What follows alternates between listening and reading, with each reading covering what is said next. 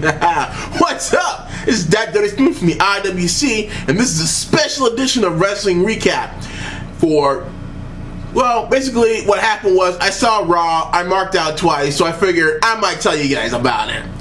Well, I mean, first off, Raw started out with The Rock, not John Cena, The Rock, coming out, thanking the crowd, thanking John Cena, talking about how WrestleMania really was great for everyone because everyone involved, him and talking about The Rock and John Cena, were at the top of their game.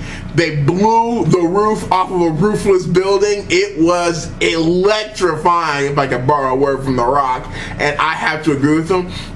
It was definitely one of the greatest matches I've ever seen in WrestleMania history, and not because it was technically perfect or a flawless. I mean, it was not a perfect match, but for what it represented and what it did to me as a wrestling fan, anytime a match can make me think that this is not real, it has done its job. And anytime a match entertains me, keeps my attention for a year, it has done its job. That match did its job. Again, several matches at WrestleMania did their job, but that was the match that did its job as far as I'm concerned. And I will tell you right now, I'm just looking forward to what WWE has in store for me, because after tonight, they might not mess it up. Usually after WrestleMania, they totally screw it up. I mean, the summer has really been a downward slope for WWE. But last year we had the summer of Punk. It looks like this year we have the summer of the returns. If you missed Raw last night, you go Google that, you find it, and you watch it, because it was spectacular. Again, The Rock started off the night. The crowd was hot. The crowd was loud. The crowd was into it. That crowd in Miami was one of the best crowds at Raw I've seen in quite some time. That was a CM Punk headlining in Chicago crowd, and that was for The Rock. I mean, you know, I think they got something with this Rock guy. I think they got something. They might want to look in and see if they can pull him back a couple times. Anyway, and The Rock said something that I would just kind of. It rattled around in my head. I'm like, did I think I just heard that. The Rock wants to be WWE champion. The Rock wants to become the WWE champion again.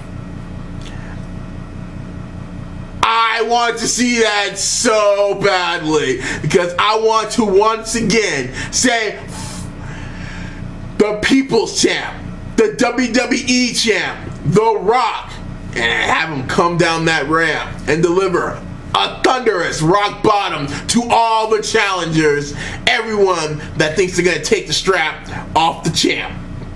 But again, that's just me. I'm getting a little ahead of myself. This was a very good episode, I've got to say. And that's how Raw started. Then we go into a match made by the new general manager of both Raw and SmackDown, John Laurinaitis. He put Santino on a match with Dolph Ziggler and Jack Swagger. Now, of course, the heels end up infighting, and Santino's able to retain his United States Championship. That's what happens when you put two snakes in a bag. The best part of the match was, by far, the Santino won the match. He got out of the ring, and then Jack Swagger and Dolph Ziggler are about to do a beat down on Mr. Santino, and look who should come out from behind the curtain, none other than the Funkasaurus Rex himself, Brodus Clay. Deliver a nice little headbutt that Dolphy Z, probably one of my favorite wrestlers right now, sold beautifully. It was, I mean, he took the headbutt and then just did a 360 in the air on the stage. It was awesome. Then there was a little dance between Brodus Clay, his two backup dancers, and the Cobra man himself, Santino. Man, I've got to say, Santino is on fire with any WWE crowd. WWE would do well to make some money with Santino. Hey, I've got the shirt. If you don't believe me, ask Buddha713. He knows I got the Santino shirt because I'm all about the Cobra over here. And among other things. There's a couple things I'm all about. The Cobra, The Rock, and a few other things. Anyway, then there was another title match. John Laurinaitis put CM Punk in a match with Mark Henry for the WWE Championship. Mark Henry dominated CM Punk in this match. CM Punk was obviously suffering the effects of last night's epic encounter with Y2J, but Mark Henry he looked as strong as he looked last year when he won the World Heavyweight Championship for the first time in his career. Looks like WWE is still committed to making money with Mark Henry, and I've got to say that I am very pleased that this was the monster Mark Henry that I have been looking for ever since he started jobbing out to the likes of Big Show and Daniel Bryan Danielson. But again, CM Punk was able to retain his championship even though he lost by countout. Then Mark Henry, in true monster heel fashion, decided to deliver the world's strongest slam to CM Punk on the outside of the ring. That was then, to add insult to injury, Jericho came out, wasted a bottle of JD on CM Punk, and then busted another full bottle over his head, and saying that he was going to be the reason CM Punk started drinking and became an alcoholic. Looks like CM Punk and Y2J have decided nothing, and that feud will continue. And I, for one, am glad to see it keep going. But it does look like Y2J was brought in just to put CM Punk on that highest of the high pedestal. And you know what? I'm down with that. I love CM Punk, I love Y2J, and I'm really looking forward to see where this feud continues. Tonight was also the night of returns. We not only saw Alberto Del Rio return, he'll be in a match he'll be in a match on Friday with Sheamus. If he wins, he will get a future World Heavyweight Championship title match. Also, Lord Tensai, aka, you know who he is, Shave Your Back. Oh, come on, A-Train! A-Train is back in the WWE, and the guy looks awesome. I'm so glad he shaved his back. And he comes all tatted up, and with this new gimmick, you know what? There's another monster heel on the face of the WWE, and his name is Lord Tensai. He squashed, it was not a squash match, it was a total and complete domination of Alex Riley. That's the kind of debut that I like to see from my WWE superstars. Again, Prince Albert, aka A-Train, aka Giant Bernard, aka Lord Tensai, is back home with the WWE.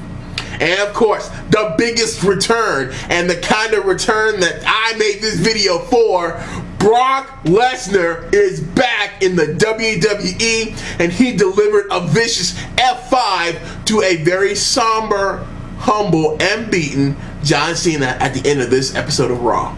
I got to tell you, I got up and I cheered, because there's somebody else in the WWE that's going to be wrecking John Cena's face for the next couple months. And you know what? That always puts a smile on my... Whenever Raw closes and John Cena is laying in the middle of the ring, this WWE fan, this wrestling fan, is so very happy. I've got this big smile on my face because it makes me happy to see John Cena get beat. It just does. I don't know. I'm just that kind of guy. Anyway, that was Raw tonight. If you didn't see it, I suggest you find the stream, you find the download, you find the YouTube, and you watch that episode, because this was an episode that's gonna launch WWE into the summer.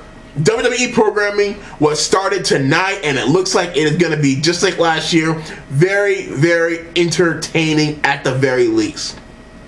Again, this is Dat Dirty Spoons. Follow me on Twitter at Dat Dirty Spoons, or you can subscribe to my channel and catch every time I decide to put on one of these videos, because WWE doesn't piss me off that night, or WWE really pisses me off and I'm gonna make a rant video. Believe me, when I do that, I'll let you know. But this is not that kind of video. This is the video that's saying, hey, WWE's not falling off just yet. The Rock has decided he will come back to WWE and wrestle again, and he will be wrestling in a future date for that WWE Championship.